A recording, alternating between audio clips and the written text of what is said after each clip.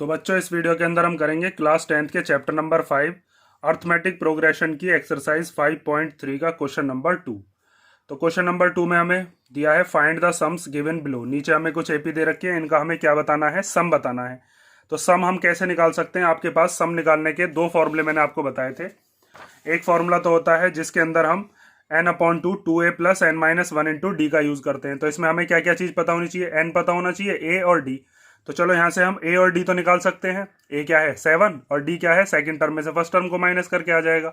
लेकिन n तो हमें पता ही नहीं है। और सेकंड नंबर वाला अगर हम फॉर्मूला लगाते हैं तो उसके अंदर भी हमें क्या क्या चाहिए? n तो चाहिए ही ना, यहाँ पर भी n की जरूरत पड़ेगी। और इसी को ही हम फिर इसी तरीके से भी लिखते थे कि अगर a n l के इक्वल है तो हम इसी फॉर्मूले को n/2 a प्लस l भी लिख सकते थे। ये चीजें मैंने आपको इंट्रोडक्शन में बताई थी। तो कोई सा भी फॉर्मूला लगाएं हम, पहले हमें क्या निकालना पड़ेगा? n निकालना पड़ेगा। तो n निकालने के लिए हम क्या करेंगे? तो हमने 5.2 एक्सरसाइज में एक क्वेश्चन किए थे कि ए एन इक्वल टू होता है a plus n minus one into d. तो a की जगह पर हम a की वैल्यू रख देंगे 7, d की जगह पर हम d निकाल कर रख देंगे, और a n क्या है? ए एन है ये वाली जो टर्म हमें दे रखी है। अगर हम ये पता कर लेते हैं कि ये जो 84 है ये कौन से नंबर की टर्म है, तो हमें पता चल जाएगी टोटल नंबर ऑफ टर्म्स कितनी है इसमें। फिर आप चाहो तो ये वाला फॉर्मूला लगाओ, चाहो तो ये वाला लगाओ। ए एन की जगह पर हम क्या रख देंगे? 84, या फिर लास्ट की टर्म की जगह भी क्या रख देंगे? 84। लेकिन एन निकालना है, पहले मेन बात ये है। तो एन निकालने के लिए सबसे पहले आपको क्या करना पड़ेगा? ये वाला फॉर्मूला लगाना पड़ेगा, a n equal to a plus n minus one into d. तो पहले मैं ए निकालता हूं। तो ए क्या दे रखी है यहाँ पर? आप ए रख सकते हो कि ए है 7। ठीक है, फर्स्ट टर्म जो होती है उसी को ए कहते हैं। तो ए दे रखी है 7, और कॉमन डिफरेंस डी हम कैसे निकालते हैं? a2 minus a1। तो सेकंड टर्म क्या है यहाँ पर? सेकंड टर्म दे रखी है 10 होल 1/2, और इसमें से क्या माइनस करना है? 7। जब इसको माइनस करेंगे तो 2 10 या 20 हो जाएगा, इन दोनों की मल्टीप्लाई होती है, प्लस होता है। 20 और 1 कितना हो गया? 21/2, और फिर माइनस 7। जब एलसीएम लेते हैं तो इस 2 की इधर मल्टीप्लीकेशन हो जाती है। मल्टीप्लाई जब आप करोगे तो 2 7 जा कितना हो जाएगा? 14, और अपॉन में कितना आया? 2। जब इसको आप माइनस करोगे तो माइनस करके लिख सकते हो 7/2। हमारे पास डिफरेंस भी आ गया, आपको दिख भी रहा होगा। इनमें 3.5 का फर्क है, ये 7 है, फिर 10.5 है, फिर 14 दे रखा है। ठीक है, अब यहां से आप निकाल दो a n equal to a plus n minus one into d. A n क्या है? ये जो nth टर्म है, हम इसका n फाइंड आउट कर रहे हैं। ये लास्ट नंबर पर लिखा हुआ है कि ये कौन से नंबर की टर्म है। तो इस ए एन की जगह पर हम रख देते हैं 84।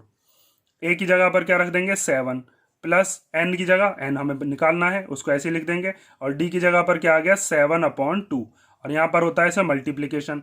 ये 7 इधर प्लस का, इधर आएगा तो माइनस का। तो 84 minus 7 equal to n minus one multiply by 7/2।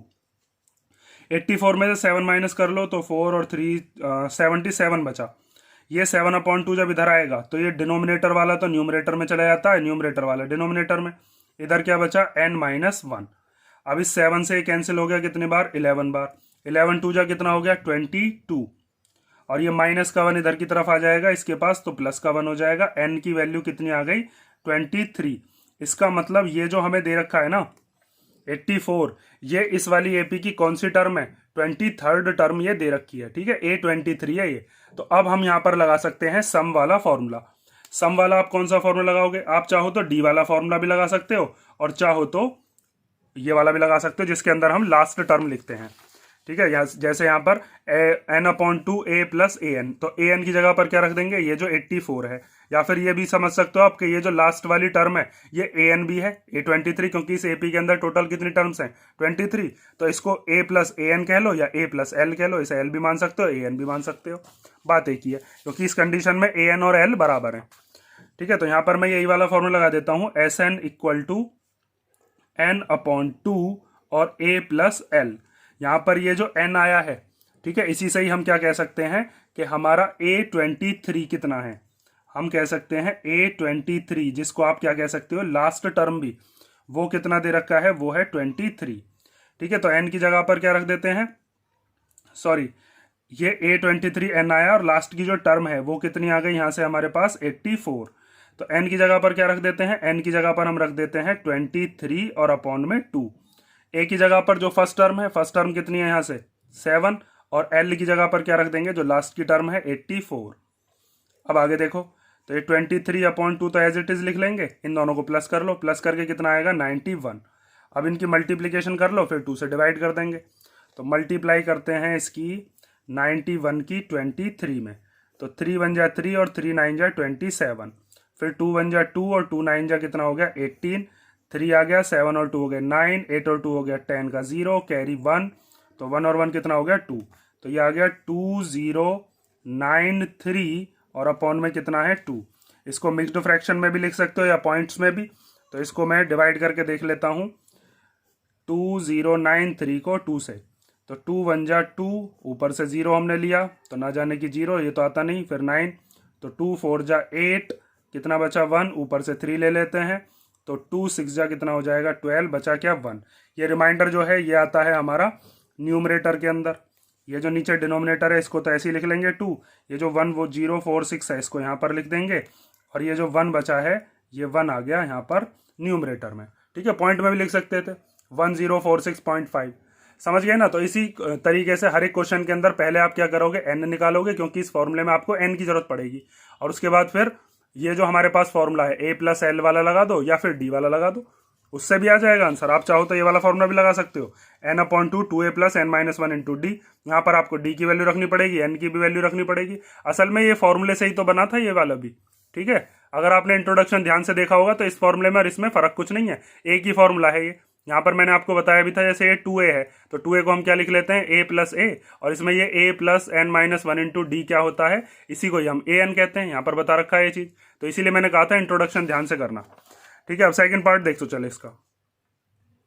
तो सेकंड पार्ट में भी हमें फर्स्ट टर्म तो पता ही है, फर्स्ट टर्म कितनी है यहाँ से भी आप लिख सकते हो, फर्स्ट टर्म है 34, और उसके बाद डिफरेंस निकालने के लिए a2 - a1 कर देते हैं। तो सेकंड टर्म क्या है 32 और फर्स्ट टर्म क्या है 34, माइनस करोगे तो कितना आएगा, 32 में से 34 गए तो माइनस का 2 आ गया।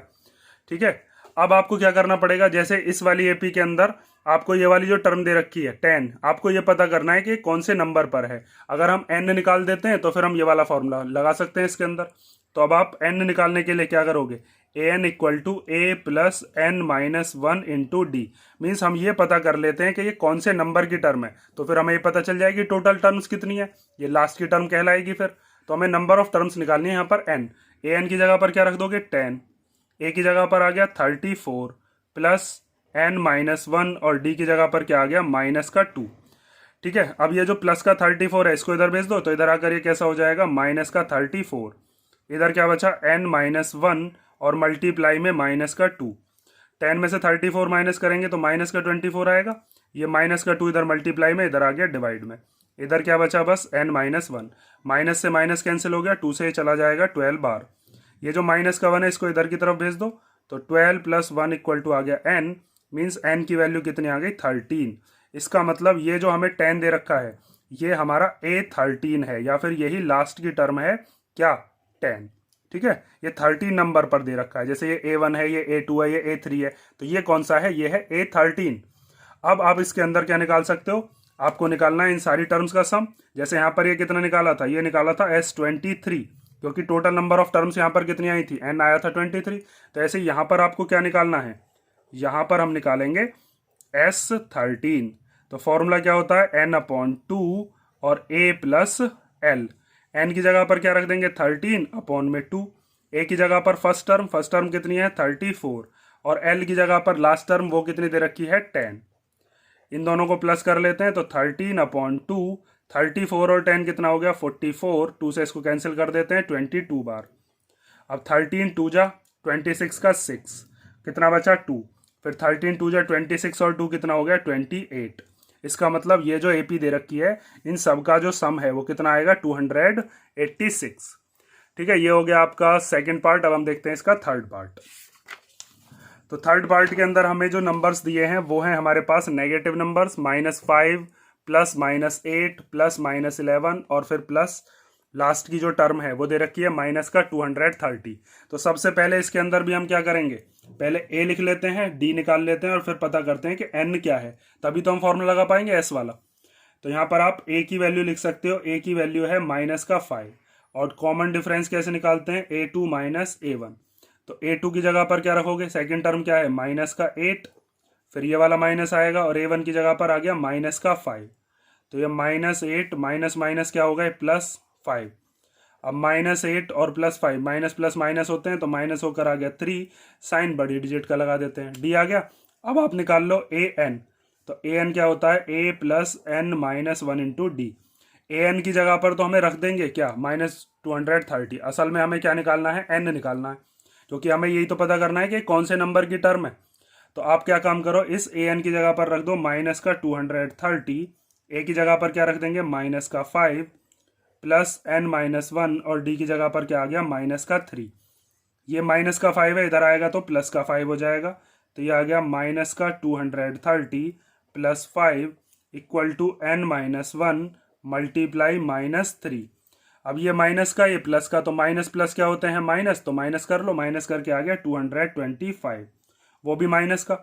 अब ये माइनस का 3 इधर मल्टीप्लाई में इधर आ जाएगा इसके डिवाइड में, और इक्वल टू में क्या बचा n-1, माइनस से माइनस कैंसिल हो जाएगा, 3 से इसको काट लेते हैं, तो 3 7 जा 21, 1 बचेगा, 1 और 5 हो गए 15, तो 3 5 जा 15, ये माइनस का 1 इधर भेजो, तो ये हो जाएगा 75 + 1 = n। तो n की वैल्यू कितनी हो गई हमारे पास 76। इसका मतलब इस AP के अंदर ये जो 230 दे रखा है, ये कौन से नंबर की टर्म है, ये 76th टर्म है। तो आप इसको लिख सकते हो कि A 76 का हो या फिर L का हो, क्योंकि लास्ट की टर्म भी यही है इसके अंदर। तो वो कितनी दे रखी है हमें -230। समझ में आई ना ये वाली बात।